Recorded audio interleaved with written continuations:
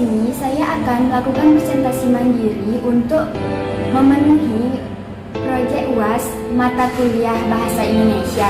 Sebelum itu, perkenalkan nama saya Nilo Gede Andriasih dengan NIM 2217041024. Saya dari Prodi S1 Manajemen. Nah, di sini saya akan mempresentasikan tentang sistematika artikel dan cara merumuskan rumusan masalah, tujuan penelitian, dan manfaat penelitian.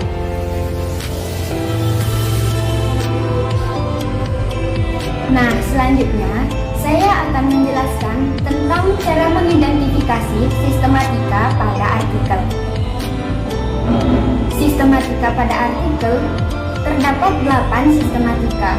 Yang pertama itu adalah judul artikel. Nah, judul artikel sebaiknya ditulis dengan singkat dan jumlah kata dalam judul artikel tidak melebihi 15 kata dengan ejaan yang resmi. Nah, contoh judul pada artikel yang telah diberikan yaitu pengaruh kesadaran membayar pajak dan pemahaman peraturan perpajakan serta kemauan membayar pajak. Yang kedua yaitu identitas penulis. Pada identitas penulis biasanya berisi nama penulis, instansi, dan alamat penulis atau biasanya email penulis. Yang ketiga yaitu abstrak dan kata kunci. Nah, pada abstrak merupakan deskripsi singkat yang memuat informasi mengenai isi artikel ilmiah secara singkat.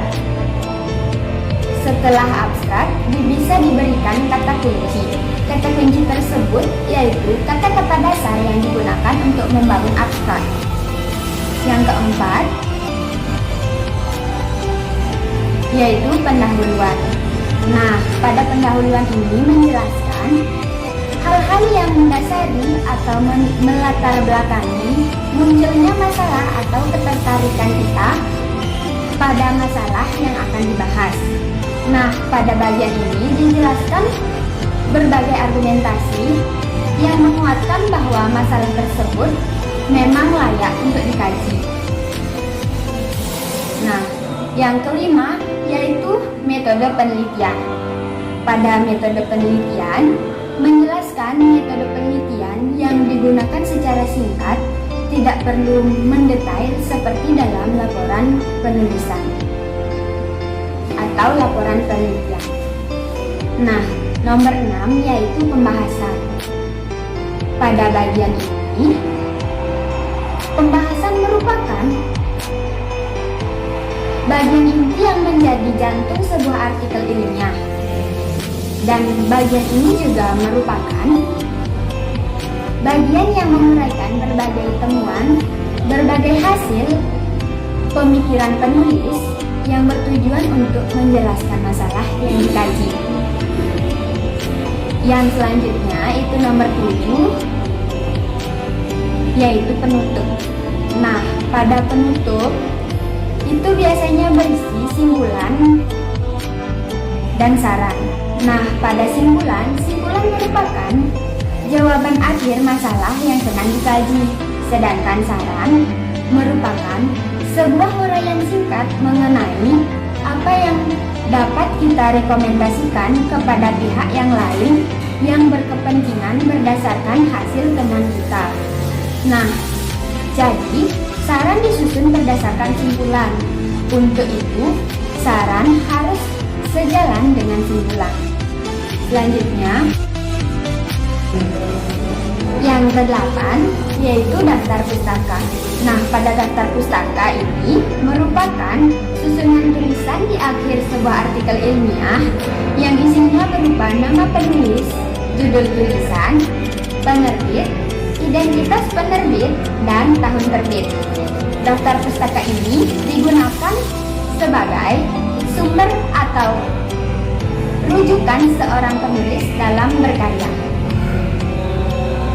Nah, selanjutnya kedua, saya akan menjelaskan cara merumuskan rumusan masalah, tujuan penelitian, dan manfaat penelitian. Nah, yang pertama, cara merumuskan rumusan masalah. Cara merumuskan rumusan masalah yaitu dengan mengambil dari latar belakang masalah dan dijadikan suatu pertanyaan atau soal-soal yang akan dijawab dalam sebuah penelitian. Yang kedua yaitu tujuan penelitian.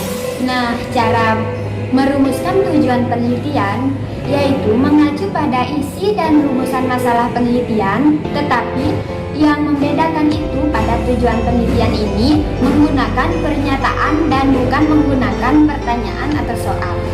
Nah, yang terakhir atau yang ketiga yaitu manfaat penelitian. Nah, cara merumuskan manfaat penelitian ini agak berbeda atau agak lain ya. Nah, yaitu mengacu pada rumusan masalah dan tujuan penelitian.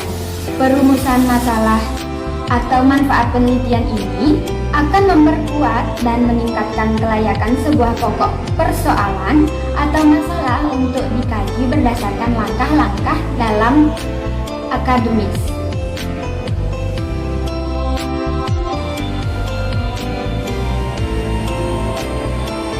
Nah, sekian presentasi mandiri yang dapat saya tampilkan.